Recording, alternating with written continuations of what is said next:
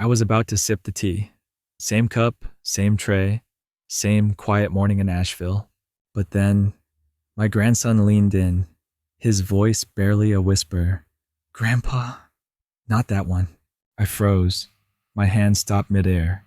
He just looked at me, eyes wide, silent. He knew something. So I smiled, switched the cups, and watched her drink. No one said a word. For years, I believed I was safe. Lena made me feel alive again. After losing my first wife, I thought maybe this was a second chance. But I didn't see it. Not until I felt it. The dizziness, the forgetfulness, the subtle changes. I blamed my age. I was wrong. My grandson saw what I didn't. He saw her hands, her little bottle, the way she stirred too long. And in that moment, he saved my life. That's why I'm telling this story. Not for pity, not for drama, but because someone out there needs to hear this. If you've ever had a gut feeling you couldn't explain, if you've ever looked at someone and wondered, would they really hurt me? Stay. This story isn't just about poison. It's about silence, about trust, about watching someone love you while slowly killing you. So if this kind of truth hits somewhere deep, stick around. You might want to hear what happened next, or even subscribe. They say grief changes a man. I used to think they were being dramatic. Now I know they were being kind. My name is Brennan. I'm 74 years old, born and raised in Asheville, North Carolina, retired mechanical engineer, widower. My first wife, Ellen, passed in her sleep 5 winters ago. 43 years of marriage, gone with one cold morning. I stopped drinking coffee after that, switched to tea. She used to say it was better for the heart. For a while, I lived alone.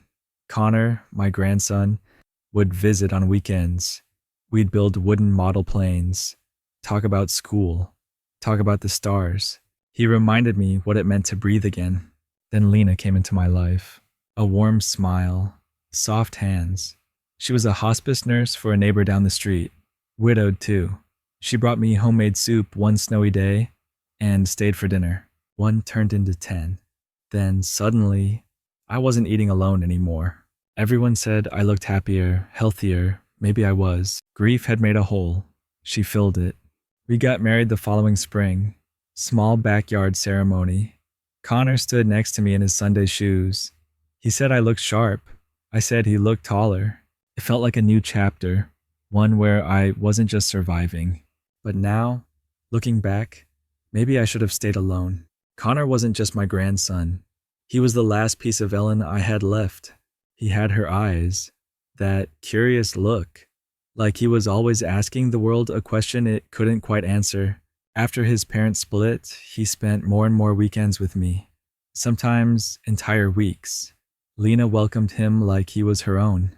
At first, he was a quiet kid, never the type to talk too much, but sharp, observant in ways most adults miss. He once noticed a screw missing from my back porch railing. Said it could be dangerous.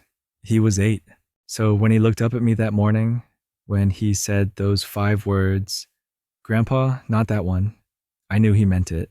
There was no fear in his voice, just certainty, like he wasn't guessing. He knew. And that's what shook me most. Not the warning, but how sure he was. I didn't ask questions, I didn't need to, I just switched the cups. Lena didn't blink. She smiled like always, took a sip, said, "Isn't it a beautiful morning?" I watched Connor from across the table. He didn't smile back, didn't touch his cereal. He just stared into his glass of orange juice, like something was broken. Later that day, he asked if I felt okay. I told him I did. He nodded once, then said the words that chilled me to my bones. "I think she's trying to hurt you." After Connor's warning, everything changed. I didn't say anything to Lena, didn't confront her, didn't accuse. I just started watching, and I started remembering the headaches, the sudden dizziness after tea, the nights I couldn't recall what I said or what she said. I used to blame it on age, on grief, on getting slower, but now I wasn't so sure. Lena made the tea every morning, She always offered, said it was her way of taking care of me. She'd bring the cup to the table, steaming, sweet smelling. But recently, the sweetness was off. There was a strange aftertaste, metallic, sharp.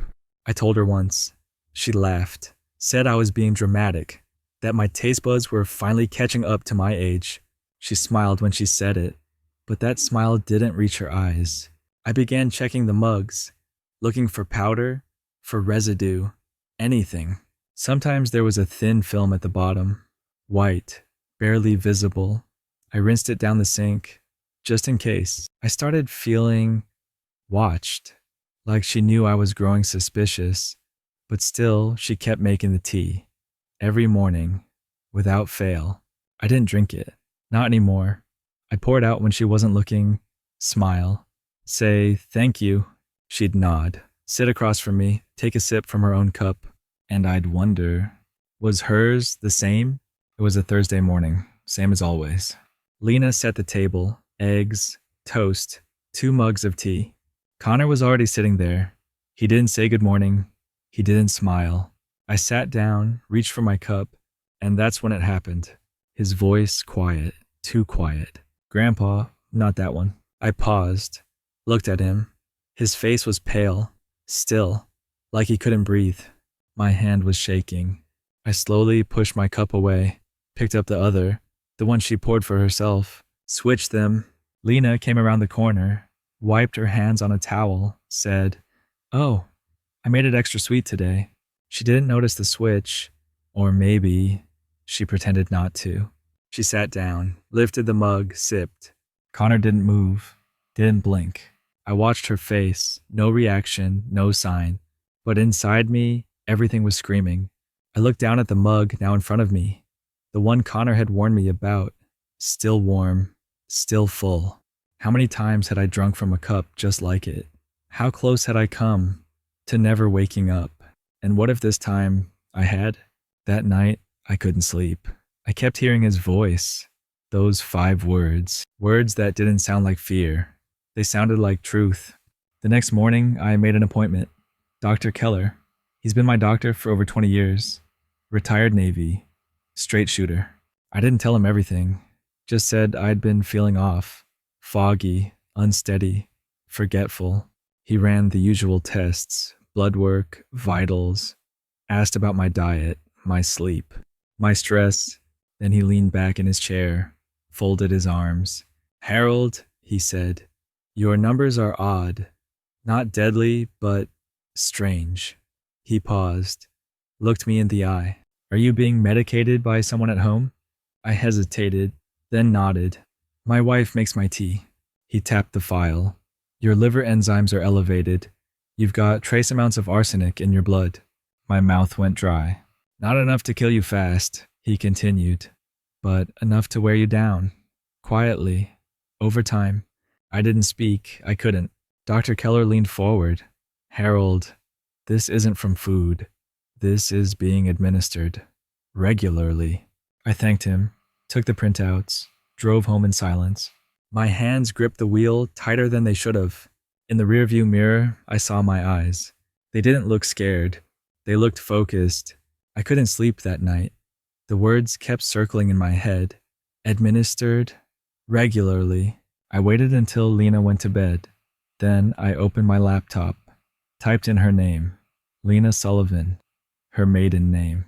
It wasn't the first time I'd Googled her, but this time I wasn't looking for birthday ideas. This time, I was looking for something ugly. It didn't take long.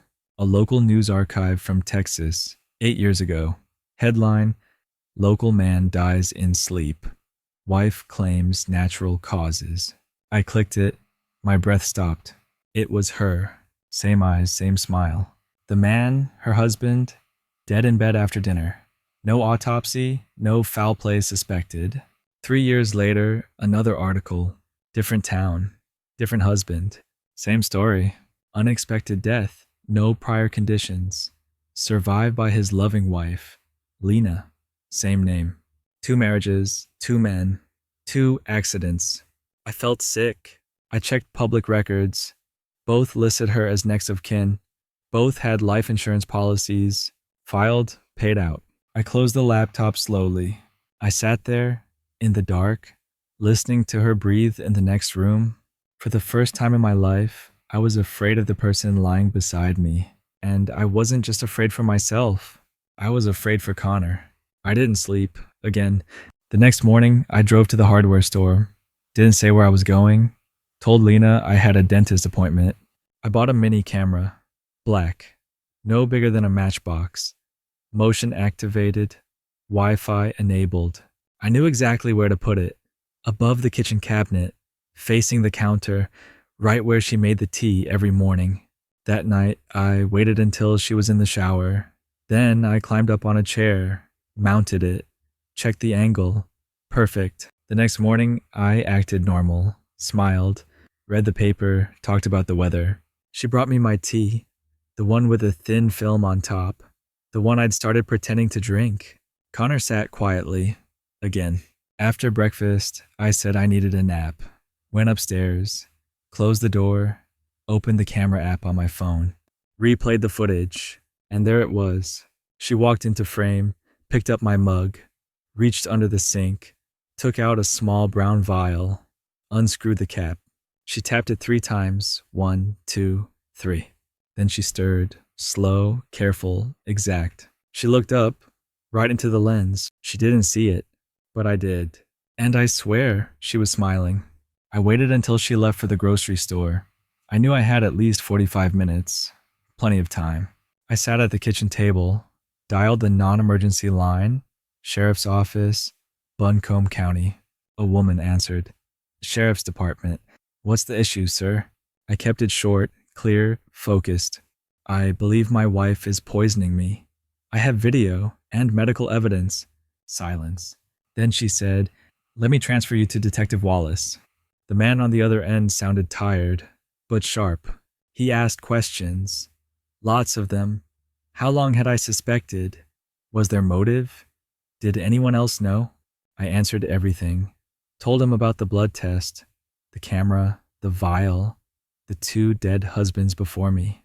He didn't sound surprised. We've had her name pop up once before, he said, but nothing ever stuck. Then he said something I didn't expect. You need to stay quiet. Keep her calm. Keep drinking the tea, if you can fake it. I paused. What if she escalates? He didn't hesitate. Then we act. But right now, we watch. We build. We need her caught in the act. With intent. I hung up, hands sweating. Upstairs, I heard the front door open. Plastic bags rustling. Her voice calling out, Harold? I got your favorite crackers. I took a deep breath, put on a smile, and walked downstairs. They wanted me to play along, so I did. I started moving slower, dragging my feet across the floor, forgetting small things, on purpose, names, dates, whether I'd eaten or not. I'd sit in my recliner longer, stare out the window, pretend to lose my balance now and then. Lena noticed. She brought me a walker I didn't ask for, started cutting my meat, adjusting my pillows, smiling more. Old age is catching up, huh? She'd say it sweetly, like a joke, but her eyes weren't laughing. I kept pouring out the tea, same mug, same timing, into the sink silently. One day, I'd left a little in the bottom, just to see what she'd do. She noticed, stared at it, poured it out herself, didn't say a word. That night, she made soup, chicken and rice. She brought it upstairs to me in bed, said I should rest more these days. I didn't eat it. Instead, I flushed it, every spoonful.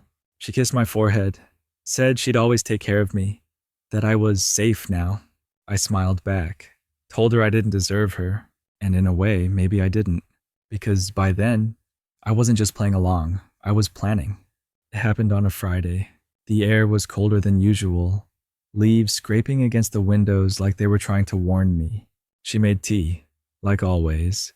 Chamomile with honey, her favorite, and apparently mine. She brought both mugs to the table, sat across from me, the same routine. But this time, I got there first. I reached out, took her cup, placed it in front of me. Then I took mine and gently slid it to her side. She noticed. Her eyes flicked down. then up, then nothing. Not a word, not a twitch. She picked up the mug, smiled, blew on it, and drank. One sip, then another. Delicious, she said. I didn't move, didn't blink. Connor watched, too, sitting by the window, pretending to color, but I knew he was listening. We sat like that for a while, the three of us, in silence, surrounded by steam and secrets. She stood up eventually, cleared the dishes, hummed a song I didn't recognize, then walked into the kitchen, like nothing happened, but something had. That night, as I lay in bed, I stared at the ceiling, not in fear, in patience, because for once, she drank first. It didn't happen right away, it never does. That night, she went to bed early, said she had a headache, blamed the weather. I stayed up, listened to the creaks in the hallway, the sound of the kettle still cooling. Around midnight, I heard it, a thud, then silence. I waited, 5 seconds, 10. Then I walked down the hall, opened the door slowly. She was on the floor, curled, breathing shallow, mumbling something I couldn't hear. I didn't panic, didn't run. I stood there, watching. Then I turned around, picked up the phone, dialed. 911, what's your emergency? My wife collapsed, I said, calm, measured. She might have ingested something. Please send an ambulance. They asked questions. I answered everyone. Yes, she was breathing. No, she wasn't bleeding. Yes, I was safe. Yes, I'd stay on the line. Connor came out of his room, eyes wide. I told him to go back inside, that everything would be okay. He nodded, but he didn't move. The sirens came fast, red lights flashing through the front windows. They carried her out, still breathing, but barely. One EMT asked if I knew what she took. I looked at him and said nothing. They let me see her the next day. Hospital room, bright lights, monitors beeping slow and steady. She looked pale, smaller, like someone I used to know. The nurse said she was awake, that she asked to speak with me. I walked in, closed the door. She looked at me, not with fear, not with guilt, just calm. Harold, she said, I know what you saw. I didn't reply. She smiled faintly. I never hated you. You were kind, comfortable, predictable. She looked at the ceiling, blinking slowly. But love? No, it wasn't that. I pulled up a chair, sat in silence. She continued. You were worth more dead than alive. Flat. No tremble in her voice. I checked. The policy was solid. Quick payout. No questions if it looked natural. She turned to me. I wasn't going to hurt the boy. Just you. My throat tightened, but I kept still. She shrugged. Maybe I got greedy. Maybe I got tired of waiting. I stood up. She looked at me again. You're smarter than I thought, she said. I didn't answer. I just left. And for the first time, she didn't stop me. A few days after Lena was arrested, Connor and I sat on the porch. The fall air had finally turned cold. He was drawing in his sketchbook, a dragon, I think, or maybe a fox with wings. I watched him for a while. Then I asked, Connor, do you remember what you said to me that morning? He looked up. Which morning? The tea, I said. When you told me? Not that one. He blinked, brows pinched together. I didn't say that, he said. His voice was soft, uncertain. I was coloring. I don't remember talking. I stared at him, trying to read his face, looking for a smile, a joke, a twitch, anything. But there was nothing, just a boy, drawing dragons. My heart slowed, but my mind raced. Had I imagined it? Had my brain warned me in his voice? A memory? Or a message? The line blurred. He looked back down at his sketchbook, unbothered. I nodded, sipped my tea. This time, I made it myself. The porch creaked. The wind moved through the trees. And I sat there alone with my thoughts, wondering who really saved me that day. It's been 3 months. The house feels quieter now, but not in a peaceful way. Lena's gone, awaiting trial. Her name shows up on the news sometimes, but I don't watch. Connor still visits, draws in his sketchbook, says less than he used to. Maybe he knows more than he says. Maybe he always did. I make my own tea now, every morning. Boil the water, pick the leaves, watch them steep. There's something grounding about the ritual, about knowing what's in your cup, about choosing it yourself. I threw out every mug we owned, bought new ones, plain, white, no memories attached. Some nights I still hear her humming, a phantom sound that lingers in the hallway, but I never follow it. I don't feel hate, not exactly, just a kind of emptiness, like a room once filled that you don't dare enter anymore. People ask if I regret marrying her. I don't. I regret ignoring what I already knew. The silences, the questions I never asked. But more than that, I regret needing to be right instead of needing to be safe. And now I live on my own terms. And when I raise my mug, it's not for her. It's not for revenge. It's for the man who trusted too much and lived to learn from it.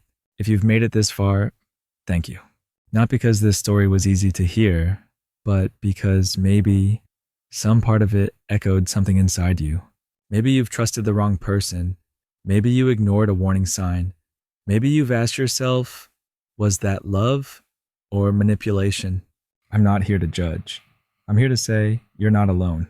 There are people who smile while planning your fall, and sometimes they're the ones closest to you. So tell me, have you ever been lied to by someone who swore they loved you? Have you ever felt something was wrong, but couldn't prove it? Leave a comment, share your story, or just write, I've been there. Because healing doesn't always start with answers. Sometimes it starts with being heard. And if stories like this help you feel seen, understood, less alone, you're welcome here. And if you want more stories like this, you know what to do.